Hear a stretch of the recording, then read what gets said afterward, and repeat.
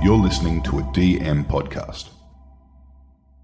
Welcome to Over the Back Fence. I'm Di Edwards. I'm Nicola Dale, and we're buddies of nearly 4 decades. And yes, we actually do happen to share a back fence. We do. We love parties, people, inspirational stories, and honestly, making the most out of life. So join us as we open our hearts, share our stories, and hear from some of the most inspirational people in the world. And have a laugh along the way. Yeah. Enjoy. Woohoo! Woohoo, Diney. This is a special double bonus episode today. Today they're going to get 2 for the price of 1. Hey, double the fun. We're starting off. You know who we've got first of all? Dr. Tim Sharp. And do you know what his nickname is? It might be Dr. Happy. Dr. Happy. We love all that. Great name. It's a great name. That's right up our alley. Yeah, he's great. And you know what he says? It's okay not to be okay. Yeah. I like the fact that he takes a different take on happiness. Yep. And he's very honest and raw about it, the way he introduces his own personal story too. Yeah. So people can empathise and relate to him. Look, I love him. I love everything about him. And we've also got Muffy Churches. An interesting name, isn't it? It's a great name. She's been around for quite a while, and I've been, both you and I actually, we went and heard her speak a few years back. She's a life coach. Yeah. Her book, Coach Yourself. What's the word you and I both love? It's called inspiration. Inspirational. And she's the queen of it. She truly is. If you're feeling flat or need a little bit of inspiration to make changes in your world, believe me, she'll fill in that little hole. Absolutely. And she will fill your cup up. Up. Well, we're starting off with Dr. Tim Acker. Happy? Enjoy. Enjoy. Hey, Dodie, I'm feeling really happy. I like happy. I'm feeling really happy because I am seeing you, and you, honestly, you make me happy. Oh. And I want to you share make me that. Happy. And it's a mutual admiration society. It is, but you know what? Sometimes you have to express it, and I haven't seen you for quite a long time. Well, a week. A week, which is long. For us, it's I know I love you, but... But so what's been happening? Where have you been the last week? Hamilton Island Race Week. Woo! I was there. Was it last year with you? Yeah, you did. You did. Yeah, that's where you had a little pash, wasn't I did, actually, yeah. So, look, it was amazing. Like, I'm very lucky because the 2 main boats, Comanche and Wild Oats, a lot of the sailors' wives I know from Wild Oats. So I just luckily get to go to a lot of the events. And let me tell you, you go from one to the next to the next. And you're on an island and it's like this crazy healthy sailing week. And there are all the wives and girlfriends just going on. Yeah, like seriously partying on. And yeah, it was a great week for me. You'll laugh because normally you're always saying to them, I'm going to be on the wagon, I'm going to be this, so I can imagine, but that's not the week to do it. No, it's like it's all about So can drinking. I just ask a question then? Was there another kiss? Yes, there was. It was had a fabulous kiss, gorgeous kiss, and that always makes it more interesting, then, isn't it? Possibly. But look, Hamilton Island, you go to the airport, you're up 2 hours, you land, you've got a bloody golf buggy waiting for you at the airport. Mm-hmm. There's no passports, there's no visas, no nothing, and off you go, and you just have the time of your life. So I like literally grabbed life, felt like I was 42. Excellent. And had the time of my life. Well, so yeah. So if I haven't been in contact, you know why. No, that's right. Well, she hasn't been answering text messages and whatever, so I'm happy that you're alive. And she's alive and well. I'll tell you what, I'm really happy because we have got somebody extraordinary, Di. Yeah, it's a perfect day for it. Fence. Yeah. So it's an absolute joy to welcome Dr. Tim Sharp. Famously known as Dr. Happy, Dr. Tim is an internationally renowned leader in the field of positive psychology. He's a writer, he's a coach, a keynote speaker, a professor with 3 degrees, founder of the Happiness Institute. So, we all want to be happy, so let's find out how. Welcome. Thanks so much. That's the best introduction I've ever had, I think. That's fantastic. Wow. So I was just having a quick chat to Tim before we approached the microphones, and I kept an article about Tim a few years back, and I'll never forget it because it was a full page of this man talking about happiness. I thought at the time, that's so lacking in our world today. And you really impressed me. So I kept that article and I said to Nick, I've got to get him on. But Tim, my question to you is, I mean, we can't be happy 24/7. No, not at all. I know that's a really short, succinct, without a question mark, but it's a statement like, we can't, can we? Not at all. And it's actually something I talk a lot about. And in fact, it's something, well, I talk a lot about it in a number of ways. So one, for example, quite a few years ago, my Twitter handle is still technically Dr. Happy. But quite a few years ago, I changed the little below that saying, Dr. Sometimes but not always happy. Wow. And I did that for a couple of reasons. One, because as you quite rightly said, one of the greatest myths and misconceptions that becomes an obstacle to real happiness is unrealistic expectations. If we expect to be happy every minute of every day, we're really just setting ourselves up for failure. And that just creates disappointment and frustration, which is obviously not what we want. But the other part of that, obviously, and I don't know if we'll have time to go into this in great depth, but I've actually experienced significant unhappiness in my life. I've experienced significant mental ill health and mostly depression and anxiety. And I wanted to come out and talk more about that because that's an important part of happiness as well, is acknowledging that, well, for many of us, not necessarily everyone, but acknowledging and accepting that and finding ways to manage that. Happiness is kind of two things in a way. One, it's about promoting the positives, but it's also about, for many of us, managing some of those negative stresses, traumas in life as well. And for a lot of people, that's a big thing. So it's embracing things such as depression rather than pushing it down, having awareness around it. I'm glad you used that word, actually, because that's something I've been really thinking and talking and writing a lot more about. In fact, I'm going to do a little plug, actually. I've got a new book coming out next year. Do it. And that's fair. What's the name of that? Is it? It may well change. It's called Lost and Found. And that's a metaphor for being lost in life, for losing track of our goals, for losing happiness almost at times, but then finding ourselves within that. And I think, like a lot of people, I've spent much of my life trying to fight it off, fight off depression, trying to fight off anger, trying to fight off all those, what in psychology we often call them negative emotions. And I don't really like to call them that because it implies they're bad, and they're not bad. They're perfectly normal parts of the human experience. It's normal to be anxious at times. It's normal to feel stressed. We all have stresses in our lives, whether it's relationship stresses or financial stresses or work stress or all of the above. Yeah. And by trying to fight them off, we know from the research, and a lot of us know from experience, that the more you try to fight these things off, the more they fight back. And it just becomes it's a no-win battle. But if we can accept them, and what I've come to really talk a lot about is embracing them, finding the good within the bad, I think is actually the answer. That's music to our ears. It is, really. Yeah. Because it is. It's look, we had Gus on, who was Gus Worland for what Gotcha for Life too, and his he's really sort of supporting the battle with depression and reaching out. And I think for you with discussing that and how we, like so many of us, have those feelings there, and just the tools that you can use to lift yourself up. What tools would you say? People sometimes ask me, what's the most important lesson you learned, or if you went back in time. And that's so the two things I keep coming back to that I wish I'd known decades ago, I suppose, is something that's become more common now. This idea that it's okay not to be okay. You probably it's become a common hashtag, but I don't mind repeating it because I love it. It's just it. Simple, succinct, to the point. Exactly, and that's why it's caught on, and that's why. And there's no shame to it, because I think some people feel shame or embarrassed because you flatten you down, so you sort of put on the happy face, but it can be worse. I'm okay. Oh no, I'm fine. Yeah. Well, you're not. I'm not well today. And I like it dying. Or sometimes I love people more when they show their vulnerability. I'm not having a good day. When we've. It's just so common. So many of us experience this. It's almost bizarre that we've tried to hide it for so long. Why? How did that come about? Because that goes to the next bit, I suppose. So the first bit I always say it's okay not to be. The other thing is we're not alone.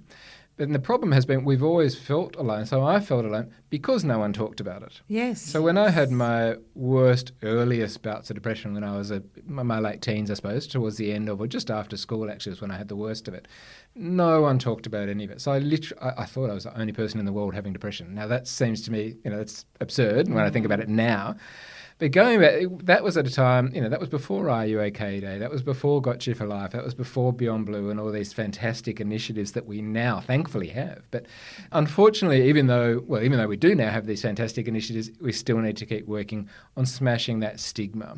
If you've got a toothache, no one is ashamed of going to the dentist. Mm-hmm. If your car breaks down, no one's embarrassed about going to see the mechanic. There's no reason whatsoever that we should be ashamed, embarrassed about having a mental health problem as opposed to a physical health problem. And then who is the best person? Is it to go to your psychologist? Is it go to your friend, or is it to go to what is the right tool, like a psychologist, to go to a psychiatrist? It's a great question. I think it's important to differentiate what I would call sort of normal, appropriate levels of distress that we all experience at some time in our life, from major depressive disorder and major anxiety disorder.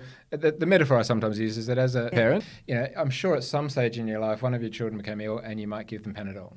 You don't need a medical degree to do that. You don't need a medical degree to put a Band-Aid on or to do minor first aid. So friends can do minor first aid. That's a good point, isn't it? That's very well put. There's a point at which you go to the GP or a medical specialist for a broken arm, for a serious cut that needs stitches.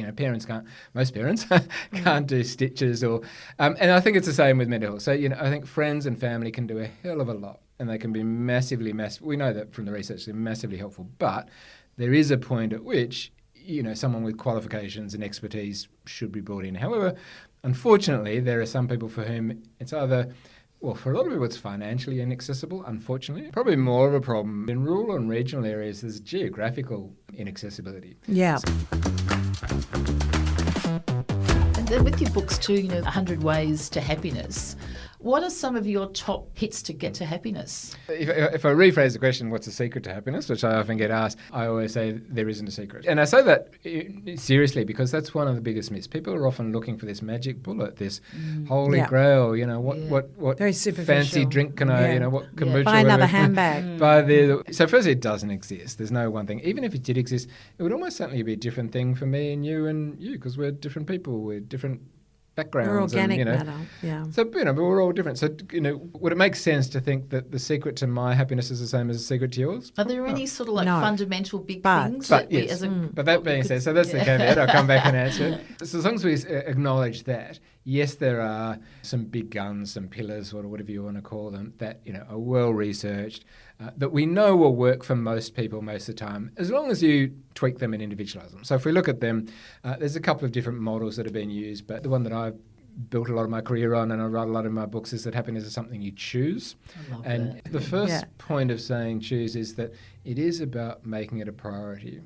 Happiness won't happen if you don't decide to make it a priority. And it's the same as anything else. It's like it's like physical fitness, or you don't get physically fit and strong if you do other things and you don't go to the gym. You don't get happy if you do other things and don't look up. So that's the first thing. It's about making it a priority and making it an important part of your life. Which it sounds obvious, but a lot of people don't. When I do a lot of public corporate speaking, as I said earlier, and I'll often ask people, if I could guarantee that you'd be happier, how many of you would do the things that I recommend? 99.9% of the hands go up. There's usually someone asleep by the time I do that. But then I don't say, how many of you have a happiness plan? Maybe 5%, maybe 10%. But I mean, it's like wealth. If you wanted to create wealth, you've got to have a financial plan, a savings plan, a budget, something like that. If you want to get fit and strong, you've got to have an exercise plan, a dietary plan. So many people don't do that. Hear. And that's what I mean by choose. That's a great tip. Choose is also an acronym that stands for 6 key strategies, which I'll very quickly run through, and then if you want to, we can go into more detail. But the C stands for clarity, which is, again, be really clear at what does happiness mean to you, because, again, it means different things for different people. Write it out. Write it out, do a vision board, set clear. It's a form of goal setting, I suppose, but maybe at a higher level of goal setting. Really, it's about what, because, for some people, happiness is Hamilton Island, and that's fantastic. Kiss. But there's a lot of other exactly. Nicola, but that's not for it's not for everyone though. So and that's the thing. It sounds so obvious, but if you're not clear about what happiness looks like for you, you'll never get there. People are just often too vague. They just don't. Would you like to be happy? So how do you gain more of the clarity without getting too deep? You need to be specific, do you? Need to be really specific. Like having a cup of tea basically, with your friend. The simple way to start is I would encourage you to imagine your best possible life in whatever time frame works for you. So maybe it's a year, maybe it's 10 years, maybe it's 20, whatever it might be. Imagine you living your best possible life. Everything is as good as it possible. What would that be? And then drill down into that in as much detail as possible. What are you doing? Who are you with? Where are you? Etc. etc. Most people can't answer those questions, and if you can't answer them, again, you don't know what to do to get there. So you're seeking it, really, aren't you? By so it's writing still it a down. Band-Aid effect. Well, then the next step is to work. Once you're clear on that, you work back and say, well, okay, that's where I want to be in again, maybe it's 12 months, maybe it's 5 years, whatever. What do I need to do today, tomorrow, next week to get closer and closer?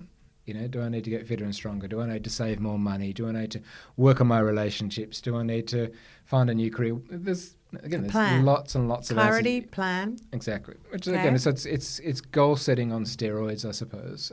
Goal setting on Love steroids. That's wonderful. The H, and so a lot of the other things then come under that. So the H stands for healthy living. So physical health and mental health are often talked about separately, but I see them very much as one of the same thing. The whole mind-body debate is either it's a furphy. They're one and the same. Absolutely. We you think know you're from disconnected at the neck. Well, really? Exactly. I mean, you like, can't be happy if you're sick and tired all the time, if you're unhealthy. And a lot of us are sick and tired all the time. A lot of people don't eat well. They don't get enough sleep. They don't exercise enough. There's basic building blocks that don't just lead to physical health, but we also know they lead to mental health. I mean, exercise is a potent antidepressant. Exercise is a stress buster. Sleep, or lack thereof, can make a massive difference to your happiness or not. So that's a simple part of H, physical health. The first A stands for optimism, which is a mindset, a way of thinking. Some people are natural optimists. Yeah. If you're one of them, fantastic. It's Yeah. probably one of the best things you can be born with. But the really good news is if you're not, I mean, I sometimes say I was born a pessimist, but I've chosen to try and be an optimist. And again, I use the metaphor, if I go to the gym every day and do bicep curls, my biceps will get stronger. If I go to the mental gym each day and do gratitude exercises, I can become mentally stronger and more resilient and happier as a result. So, psychology has developed some very effective exercises and tools that you can learn and practice and master and become more hopeful, more optimistic. And again, I hinted at gratitude. That sort of comes into there as well. Gratitude and optimism are, I kind of said, they're like first cousins. They're different but related.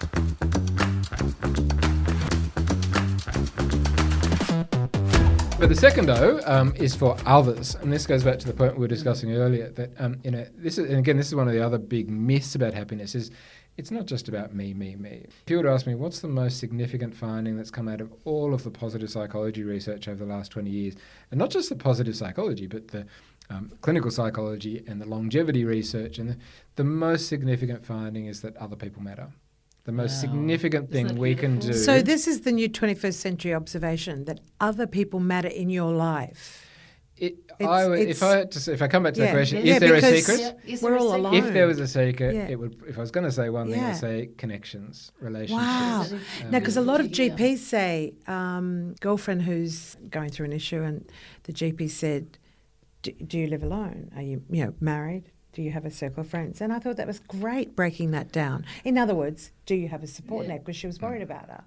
So it works. That was healthy. It's connection, reaching out. So that's really interesting where you put that. That's community. Well, it works in two ways. One, we know that like you talked about earlier in your relationship, positive relationships buffer against stress and depression and misery and anxiety. They protect us in a way. If we've got someone that we can talk to, if I can call you up and bounce off, that's a protective mechanism against a lot of the negative life experiences we have. But then it also works as enhancing the positive experiences. Most of the best moments in our lives, not all of them, because you can have fun on your own, but if you think, I often ask people to think about the best experience in your life, almost always they involve other people to some extent. Definitely. So there's that saying, a problem shared is a problem halved. Joy is shared, a joy is doubled. That's a good quote. Need to write that one down. Play that tape back. Exactly.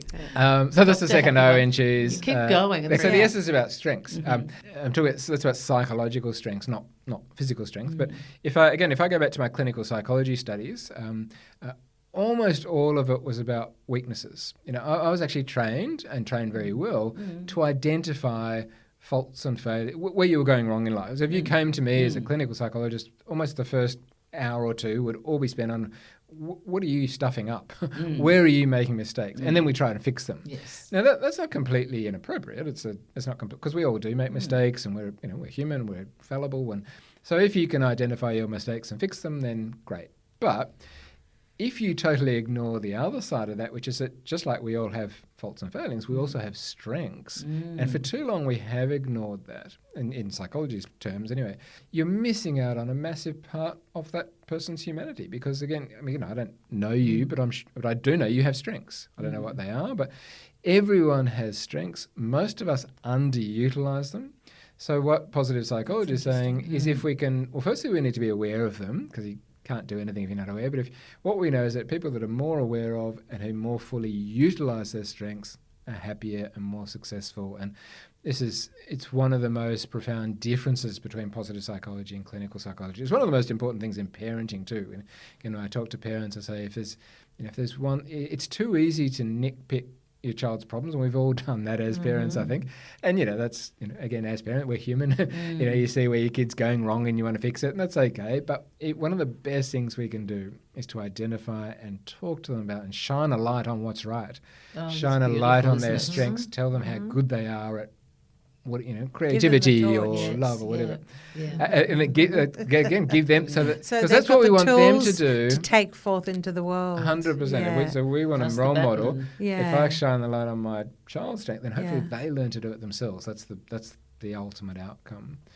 And then I'll just quickly wrap it up. We're The loving E in it. choose is about enjoying the moment. It's about enjoying life, and I know I fall into the trap. I'm sure we all do at times, or maybe you don't. I don't know. But of taking things too seriously. I take myself and the world too seriously sometimes, and politics and global war. There's a lot of serious things that can get us down at times, and quite rightly. We should be concerned about them, but not to the total exclusion of being in awe of the wondrous world in which we live and the incredible people with whom we live. So it's about enjoying that and appreciating. Again, that overlaps again a bit with appreciation and gratitude. It sounds like you did this well a week or two ago, having fun and playing. Totally. Again, there's a bit no of matter a, what the age. Who cares? Well, do you find that sort of attitude that changes at all as people age? I was just going to say, I did an interview recently about how so often, no one would ever argue against a young child playing and having fun. A toddler, but there's a point at which, and it sort of happens gradually. It sneaks up on us. So, when that child, certainly in preschool, play and fun is a big part. But then, they get to proper school, and certainly high school, and then certainly, but definitely once you get a job, serious job, that we start again. We get more and more serious, which again is not completely inappropriate because we get responsibilities, but ideally, we don't want to completely let go of that fun and play. And that's because it's not just frivolous. It's really good for our health and well-being.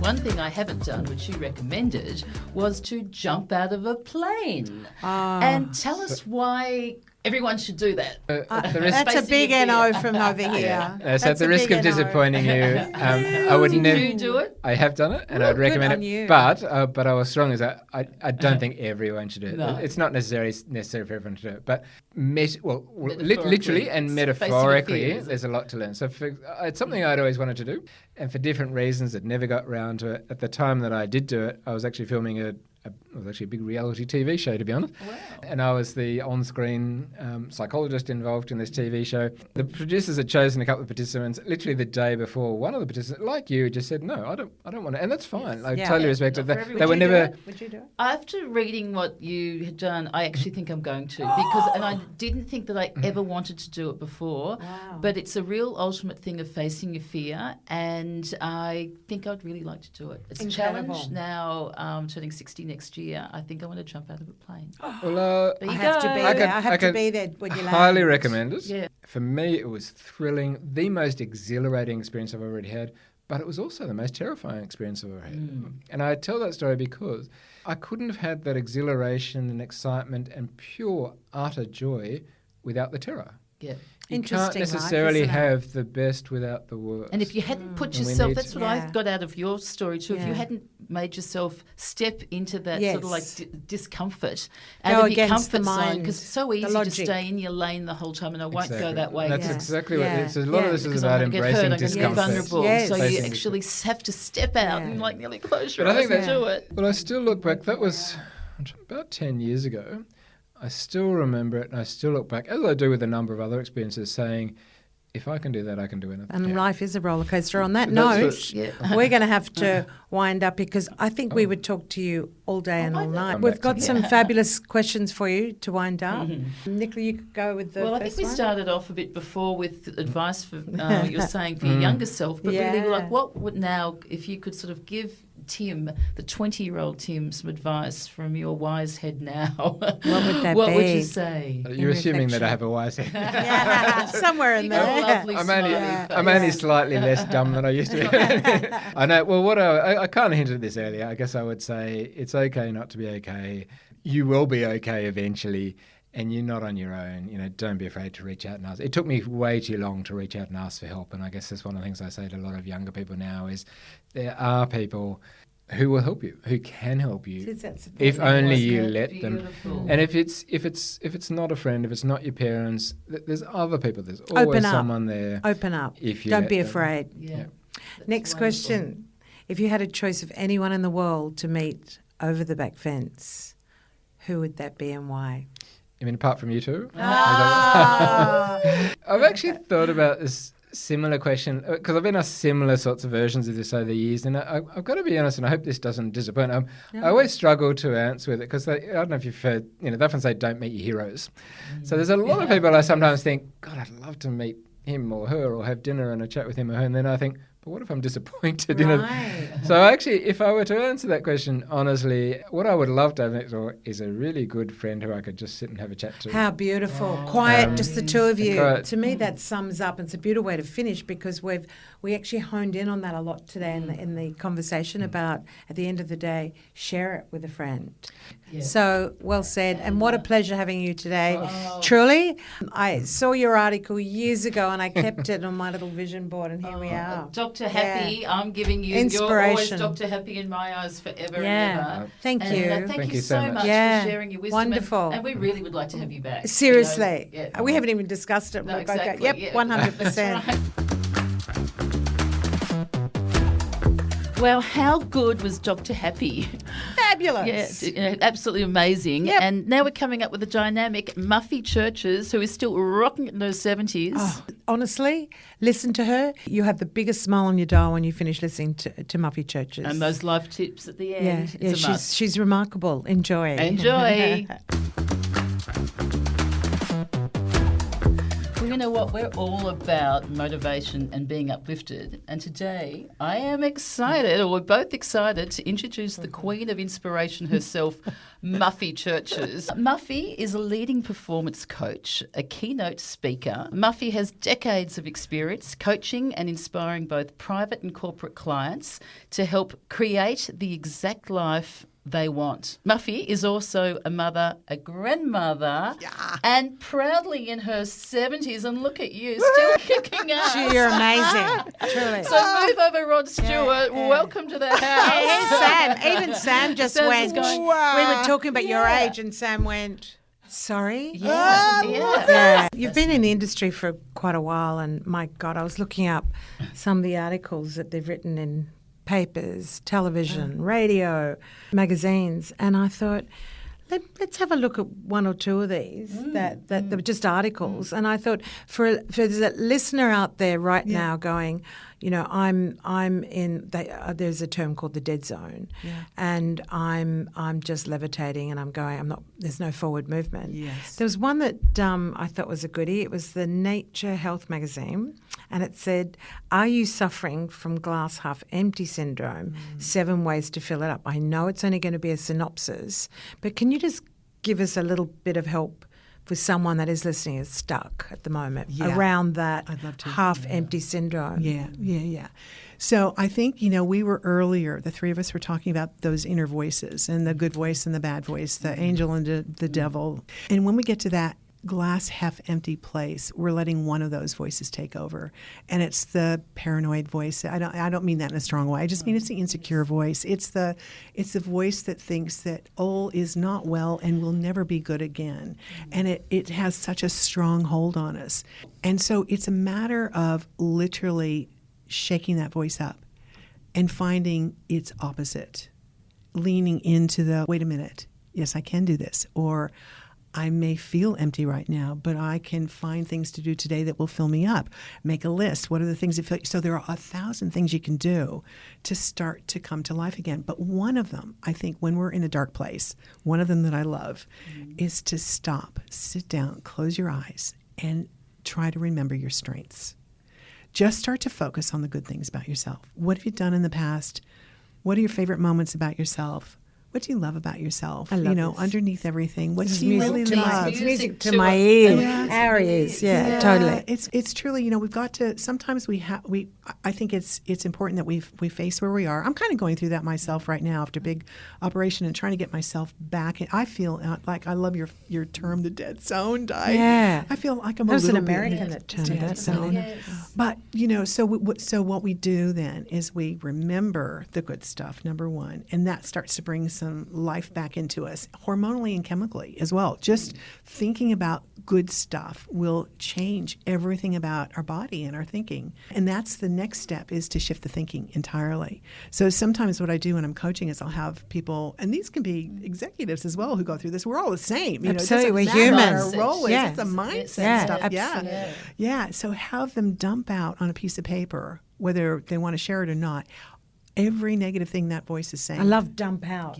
Yeah, Love just- that term. Just spew it out. Don't edit it. Nothing is too terrible. It's just throw it out there. And then on the other side of the page, find the opposite to that thought.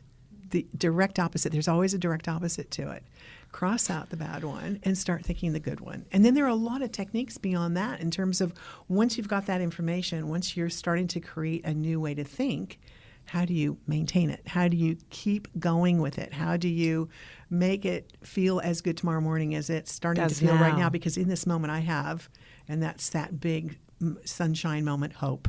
Like there's that feeling like, even if the mood lifts just a half an inch and they feel just that much better sitting there on the couch going, oh, okay, maybe. It's just, that's all we're looking for. It's like little cogs in the wheel. Click, It's click. so good to hear this, because I think we always need those reminders. You do. Because some days you're on top of the world and you think everything's going well, and another day you slam, and you think, oh, look, I'm not good at this, I can't do that. And I'm not good enough. Everyone has that. Yeah. So just hearing you say that. See, there's simple things too. Simple. Yeah. Hey, you I'm read gonna out get the to next read one. This is the next one Okay, here. So, So This is I'd like from the Success Magazine. 5 ways to transfer your negative thinking. So I suppose, does that relate or cross There's over?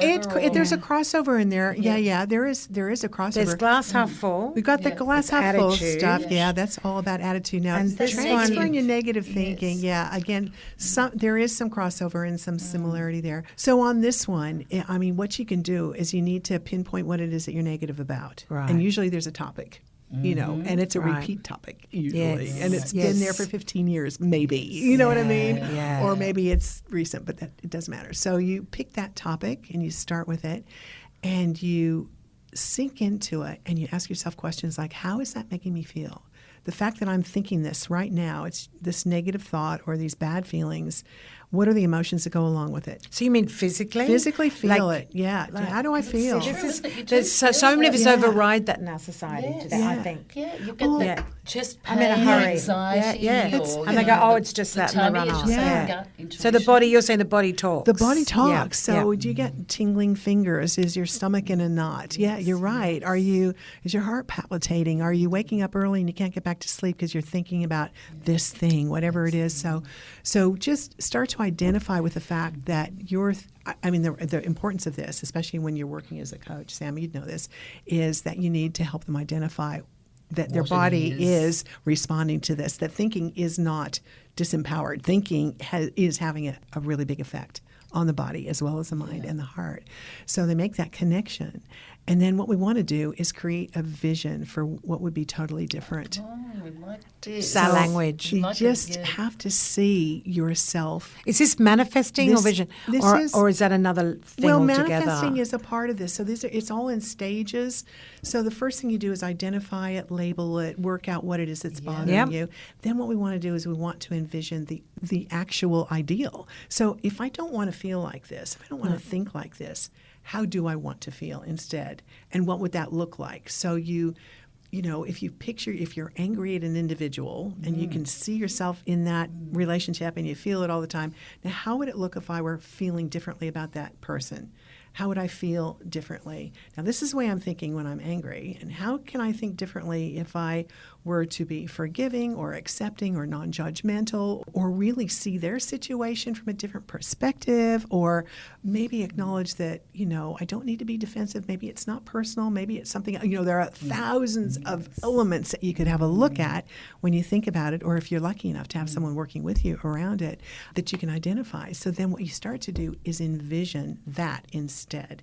And once you can envision that ideal, so that might be how you want to feel tomorrow when you bump into that person at work, or see your mother-in-law in the store, or whatever it is that's the issue. So it's an image. It's an image. Right. It's an image. Okay, so you Replaying create what's the gonna image happen. that you would like it to be ideal situation in your you're life. actually filming your own movie is what you're doing. Oh. You're producing and directing your own life movie, essentially, in that instance.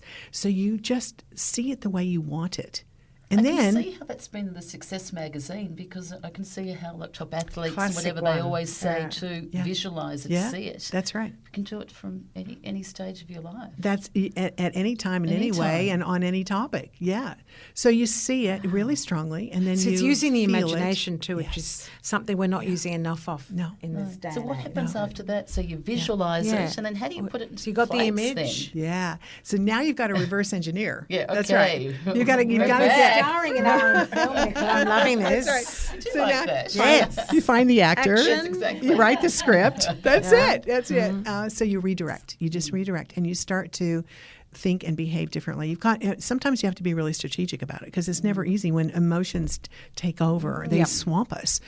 So it's really hard work. But if it's important enough to us, we can do it. And it doesn't take that much time during the day. You just have to be pretty sort of disciplined about doing it. Like every morning when you wake up, see that ideal vision in your head again.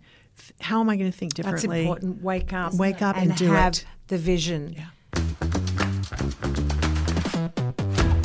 And what about you being American too? Because I love so many of the American sort of motivations and speakers. Like I was telling Di, when I was 15, 16 as an exchange student, I went to a positive thinking rally back in the day then. And that was just, sometimes it was as simple as saying, yes, it's going to be a good day, or no, it's not. It's merely your mindset. And I remember being, something as simple as that. Yeah. It's sort of kind of true to an extent. Yeah. But who are your inspirations, and who are you sort of like, I'd love to hear.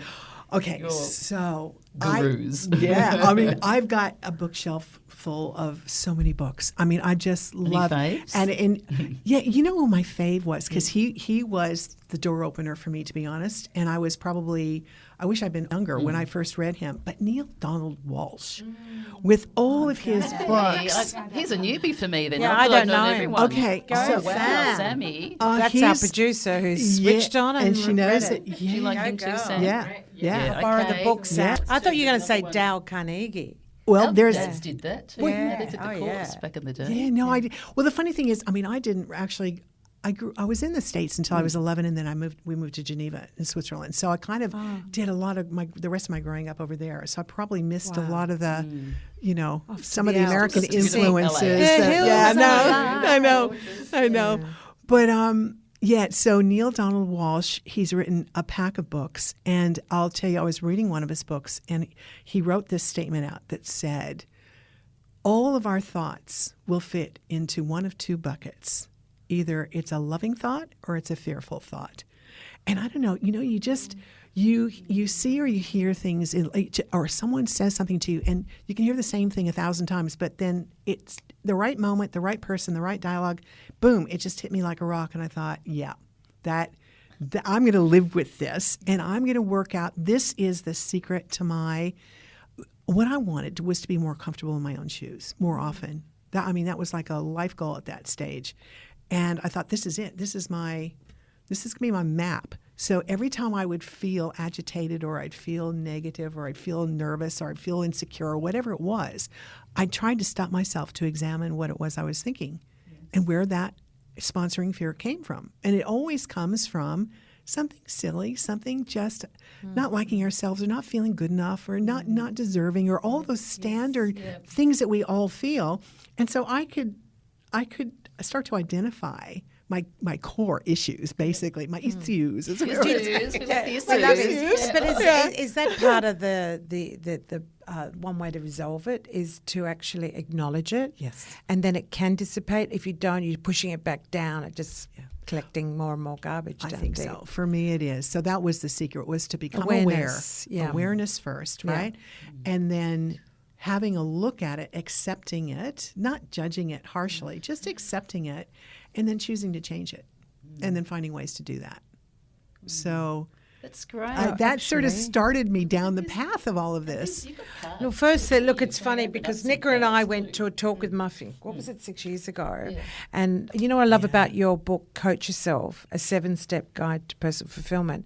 It's teeny. Yeah. If that was big, I would have got back on the shelf. Yeah. Too hard And it's basket all because the that's me, things, right? Career, relationship, confidence, It's so wealth. It's beautifully put and look so you. concise and easily read. I really love this. I'm glad you did, It was my Di. little And Bible. when we That's say it's beautiful. the, I mean it's the it. church's Bible. Yeah. And, It's the church we go to Bible. ch- we Without have to go to it's a church. church you're going when you're not going to a church. Well, I think it's time now for our little signature question. Oh, what? What do you think? Ready? Do you want to go? Da, da, da, da, da. Should I be afraid? No. This is actually right up your alley. Okay. If you had the opportunity to say something to your 20-year-old self, Yeah.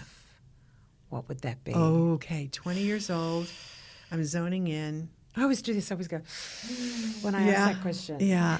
Hey, well, you have to travel back through time. I mean, it's really, I think, and work out Yeah. where I know exactly what I would say. I would suggest to her, I would tell her to try to, we talked about intuition earlier, tap and trust listen to your intuition and try to push away the outside world a bit, everybody else's expectations for you, the things that everybody else thinks you should be doing or the way you should be doing it, or, I would just say, honor that, listen to it, but don't feel that you have to follow it. I was doing things when I was 20 that I was doing because I thought other people wanted me to. Yeah.